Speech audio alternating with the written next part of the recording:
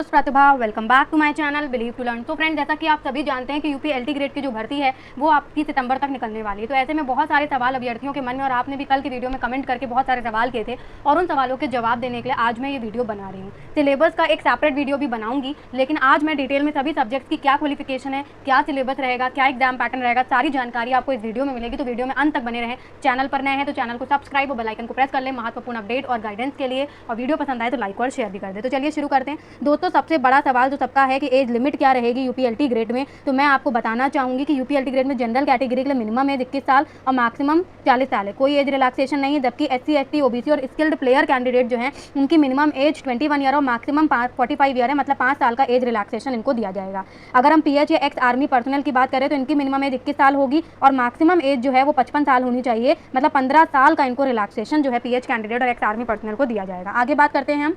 आगे अगर हम बात करें तो एक चीज़ क्लियर होनी चाहिए कि कब से एज कैलकुलेट होगी, ये भी एक बड़ा सवाल रहता है। तो एज जो है वो आपका जुलाई 1, 2021 तक के हिसाब से कैलकुलेट करी जाएगी। Candidate must have attain the age of 21 year and must not have cross the age of 40 year on July 1, 2021। तो ये चीज़ आपको क्लियर होनी चाहिए। आगे बात करें एलटी ग्रेड के एजुकेशनल क्वालिफिकेशन की, तो दोस्तों एजुकेशनल क्वालिफिकेशन सब्जेक्ट के अकॉर्डिंग डिफर करती है। हालांकि जो बीएड है वो सबके लिए कंपलसरी है। आप देख सकते हैं कि टीचर ट्रेनिंग सर्टिफिकेट जो है बीएड, बीपीएड या इक्विवेलेंट डिग्री जो है इसकी वो कंपलसरी है, और आपके सब्जेक्ट के अकॉर्डिंग अदर क्वालिफिकेशन, मतलब आपकी जो बैचलर डिग्री होगी वो आपके सब्जेक्ट के अकॉर्डिंग होगी। फिर भी मैं अलग से डिस्कस कर लेती हूँ जल्दी से किन किन सब्जेक्ट की वैकेंसीज निकलेगी। तो आप देख सकते हैं आपका Hindi, English, math, science, social science, computer, Urdu, biology, Sanskrit, art, ठीक है, और आपका music, commerce, physical education, home science, agriculture और हॉर्टिकल्चर। अगर कितनी पोस्ट निकलेंगी ये आपको जानना है तो इस पर मैंने एक वीडियो बनाया था कि अप्रॉक्स इसके आसपास निकलेंगी। अभी एग्जैक्ट तो नहीं क्लियर हुआ है जब तक ऑफिशियल नोटिफिकेशन नहीं आ जाता है, लेकिन उसके आसपास रहेगी, तो आप उस वीडियो को भी देख सकते हैं। लिंक आपको डिस्क्रिप्शन में दे दिया जाएगा। अब अगर हम बात करें अलग से, तो हिंदी के टीचर का जो हिंदी के लिए अप्लाई करेगा उसकी बैचलर डिग्री होनी चाहिए हिंदी से एज अ सब्जेक्ट, और इंटरमीडिएट उसका संस्कृत, मतलब आपके इंटरमीडिएट में संस्कृत होना जरूरी है,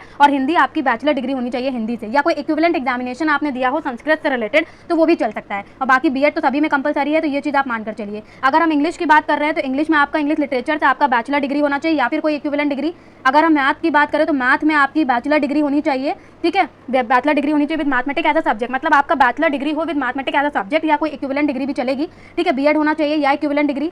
तो बीएड और बैचलर डिग्री तो आपकी कंपलसरी, और बैचलर डिग्री आपके सब्जेक्ट से रिलेटेड होनी चाहिए। फिर अगर हम साइंस की बात करें तो आपकी बैचलर डिग्री होनी चाहिए, जैसे पीसीएम होता है, पीसीबी होता है, तो फिजिक्स और केमिस्ट्री आपका सब्जेक्ट होने चाहिए आपके ग्रेजुएशन में, या फिर कोई इक्विवेलेंट डिग्री अगर आपको गवर्नमेंट के थ्रू मिली है। बीएड और इक्विवेलेंट डिग्री आपकी होनी चाहिए। बीएड तो सभी में कंपलसरी है, बाकी बैचलर डिग्री आपके सब्जेक्ट से रिलेटेड होनी चाहिए। अगर हम बात करें सोशल साइंस की, तो सोशल साइंस में किन्हीं 2 सब्जेक्ट से आपकी बैचलर डिग्री होनी चाहिए, जैसे हिस्ट्री, ज्योग्राफी, पॉल साइंस या इकोनॉमिक्स। ये 4 सब्जेक्ट हैं, इनमें से 2 सब्जेक्ट में आपकी बैचलर डिग्री होनी चाहिए, मतलब बैचलर डिग्री में यानी कि ग्रेजुएशन में आपके एटलीस्ट 2 सब्जेक्ट आपके होने चाहिए। उसके अलावा बीएड कंपलसरी है। कंप्यूटर की अगर बात करें तो कंप्यूटर वालों का बीटेक या बीई हो कंप्यूटर साइंस से, ठीक है, या फिर उनका बीएससी हो कंप्यूटर साइंस से, या उनका बीएससी कंप्यूटर एप्लीकेशन से हो, या बैचलर ऑफ कंप्यूटर एप्लीकेशन हो, ठीक है, बीसीए जिसे बोलते हैं, या फिर आपका बैचलर डिग्री हो with A level course from NIELIT, ठीक है। तो ये चीज़ आपको क्लियर होनी चाहिए। इसमें से कोई भी अगर आपके पास है, ये जितनी भी मैंने बताई, तो आप कंप्यूटर के लिए अप्लाई कर सकते हो। बीएड आपका कंपलसरी सभी के लिए।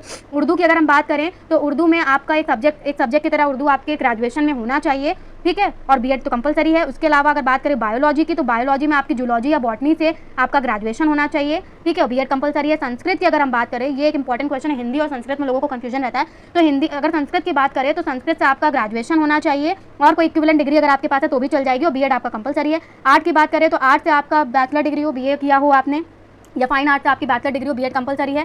अगर हम म्यूजिक की बात करें तो म्यूजिक में आपकी music as a subject bachelor degree हो आपके पास, या फिर आपने बैचलर डिग्री करी हो किसी रिकॉग्नाइज्ड यूनिवर्सिटी से विद संगीत, मतलब संगीत होना चाहिए आपके पास, ठीक है, विद संगीत विशारद फ्रॉम भातखंडे, और आपका संगीत महाविद्यालय से किया हो आपने, या संगीत प्रभाकर फ्रॉम प्रयाग संगीत समिति, इनसे अगर आपने किया है तो भी आप अप्लाई कर सकते हैं। उसके अलावा आपका बीएड कंपलसरी हो। और कॉमर्स की अगर हम बात करें तो कॉमर्स में आपका बीकॉम वगैरह आपका चल जाएगा, ठीक है, आपके पास कॉमर्स एज अ सब्जेक्ट होना चाहिए बैचलर डिग्री में, और आपका बीएड कंपलसरी है। इसके बाद फिजिकल एजुकेशन में बहुत सारे स्टूडेंट्स का सवाल रहता है, तो फिजिकल एजुकेशन के स्टूडेंट्स के लिए आपकी बैचलर डिग्री होनी चाहिए, किसी भी रिकॉग्नाइज्ड यूनिवर्सिटी से आपने कुछ भी किया हो, चाहे बीकॉम, बीए कुछ भी किया हो, लेकिन आपका बीपीएड और बीपीई डिग्री जो है वो कंपलसरी है फिजिकल एजुकेशन के स्टूडेंट्स के लिए। अगर हम बात करें होम साइंस की, तो होम साइंस में आपका एज अ सब्जेक्ट होना चाहिए, बैचलर डिग्री में आपने होम साइंस लिया हो ग्रेजुएशन में, और उसके अलावा एग्रीकल्चर में आपने एग्रीकल्चर और हॉर्टिकल्चर से डिग्री ली हो, बैचलर डिग्री ग्रेजुएशन।